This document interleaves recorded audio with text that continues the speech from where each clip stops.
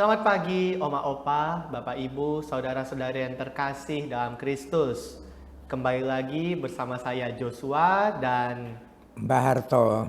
dalam acara Oke, Hari ini Orang Orang Kudus Kudus hari hari ini.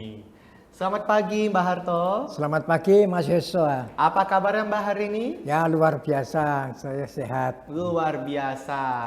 Mbah sehat, saya juga sehat. Dan Nah. saya yakin kita semua pasti dalam keadaan sehat. Ya, Amin Mbak. Tuhan memberkati. Amin, luar biasa. Baik, hari ini tanggal 30 September, kita ingin membahas tentang siapa Mbah?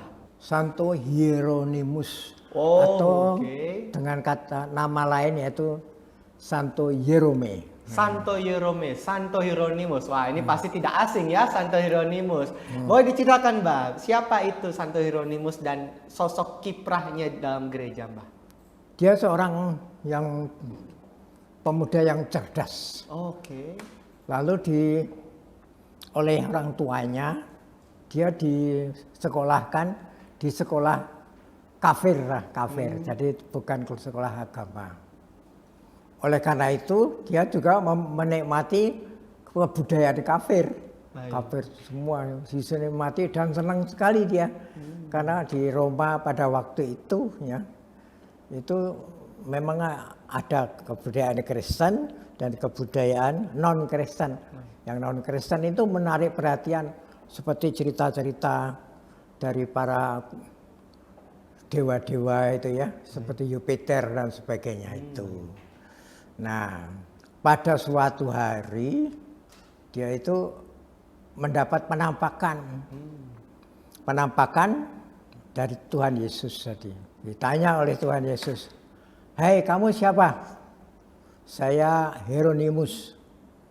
"Jerome." "Kamu orang apa?" "Saya orang Kristen." "Bohong." "Loh kok bohong?" "Betul, saya dibaptis. Saya dididik orang tua saya menjadi Katolik. Mengapa saya dikatakan bohong?" "Ya, kamu bukan Kristen, tapi kamu itu Caesarianian." Apa itu Jadi Mbah? kamu pengikutnya Cicero. Cicero. Ngerti? Ya, itu. Wah, kaget. Aduh, kalau begitu. Kemudian dia menyesali. Sejak itu kemudian saya akan membersihkan. Ya Tuhan, kalau begitu saya akan memperbaiki hidup saya. Tingkah laku saya akan saya perbaiki. Saya akan bertapa di tempat-tempat di mana yang dapat kami pakai untuk bertapa. Kemudian dia pikir di mana paling baik. Oh, di Antioquia. Di Antioquia itu ada padang pasir. Padang pasir yaitu padang pasir Antioquia, yang terkenal dengan padang pasir Syria. Baik. Nah, dia bertapa di situ, kedatangan seorang mu'alaf. Orang Yahudi yang menjadi Kristen. Oke. Jadi orang Yahudi menjadi Kristen, lalu menemui dia. "Kamu tuh mau apa?" Terus dia menceritakan pengalamannya, dia ditegur oleh Yesus. "Kalau begitu supaya kamu makin kuat, kamu belajar bahasa Ibrani. Belajar pada saya." Baik. Betul ya, saya diajari karena dia anak cerdas tadi dikatakan. Dia anak cerdas. Nah, kemudian dia belajar makin menguasai bahasa Ibrani. Lalu Uskup Antioquia itu menemui dia. Terus, "Daripada kamu berada di padang pasir ini, ayo ikut saya ke keuskupan." Di keuskupan diajak bicara-bicara, kemudian dia ternyata menguasai bahasa Ibrani. Oke. Nah, sekarang saya kirim aja ke Konstantinopel. Konstantinopel berarti waktu sudah menjadi negara Kristen. Kristen, betul. Konstantinopel untuk belajar dipimpin oleh Yohanes Nasianse. Ya. Terus diajari perbuatan baik. berbuat baik, baik, baik. Terus ditanya, berbuat baik itu yang paling baik itu perbuatan yang bagaimana? Ditanya begitu oleh siapa? Yohanes Nasianza. Ya perbuatan baik itu ya baik sekali. Ya itu seperti siapa? Pikir-pikir, tidak tahu. Gampang. Perbuatan baik itu yang paling baik adalah perbuatan seperti Tuhan. Oh Ya, betul, begitu. betul. Oh iya baik begitu. Nah sekarang kamu belajar terus, belajar, menguasai teologi, menguasai bahasa Ibrani, lalu mendapat undangan dari Sri Paus. Dari Paus ada sinode di sana. Baik. Nah, dia datang ke rumah, kemudian dia dalam sinode itu dia berbicara tuh. Itu Sri Paus heran sekali. Ini anak ini kok pintar sekali, kok cerdas sekali, apa-apa tahu itu gimana. Nah, terus Hieronymus, kamu tidak usah kembali ke Antioquia. Kamu ikut saja saya menjadi pendamping saya di kepausan. Ya silahkan gitu. Nah, terus tugas saya apa? Ya tugasmu macam-macam. Di antaranya yaitu kitab suci, periksa kitab suci. Nah pada waktu itu kitab suci itu dalam bahasa Yunani yang diterjemahkan oleh orang-orang Ibrani yang disebut dengan Septuaginta. Septuaginta. Apa itu artinya Septuaginta? Waduh, apa itu? Saya baru dengar itu, Mbak. Septuaginta artinya 70 ya. 70.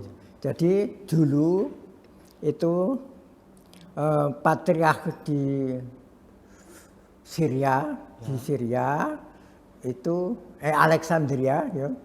Alexandria itu minta kepada 6 orang setiap suku. Baik. Setiap suku bangsa disuruh menerjemahkan dari bahasa dari bahasa Ibrani kepada Yunani.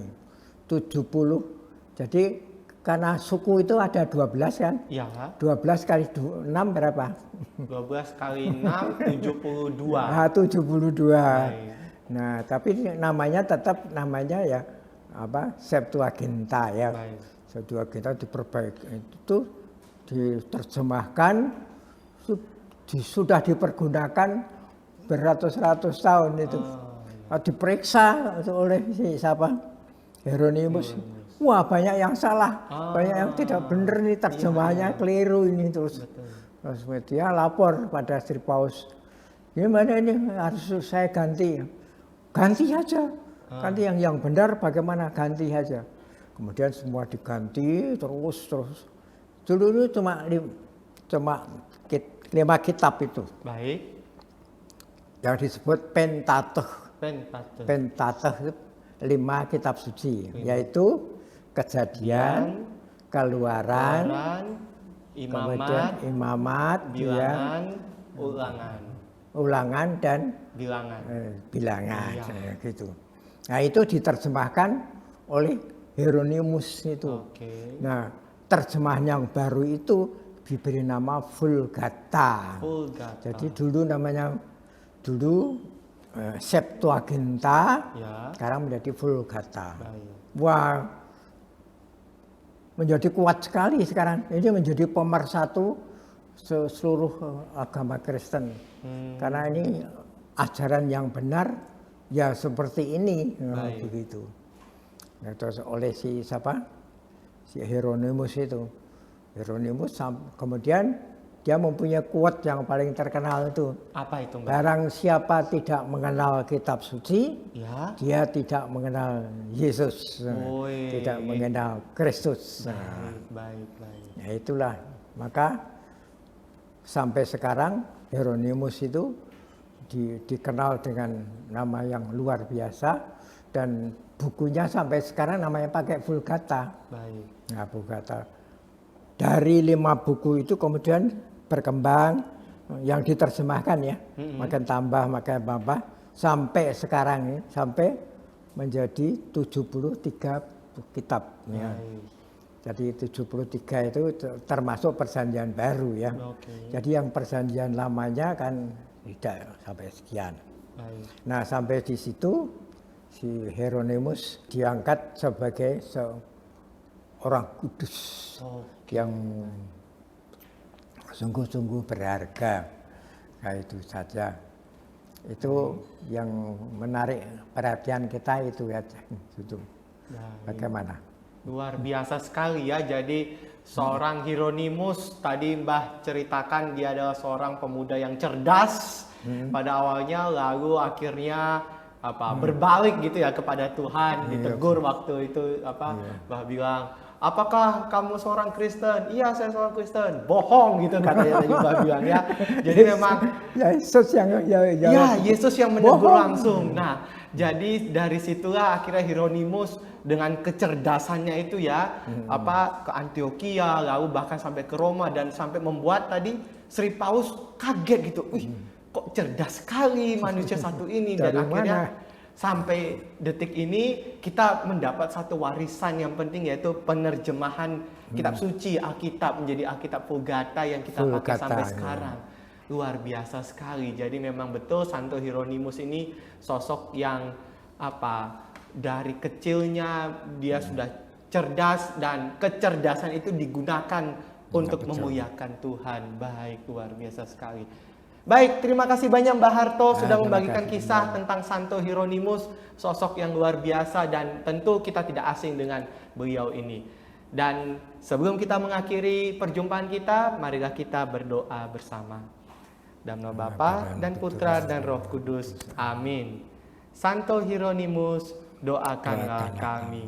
Kemuliaan kepada Bapa dan Putra dan Roh Kudus, seperti pada permulaan, sekarang, selalu, dan sepanjang segala abad. Amin.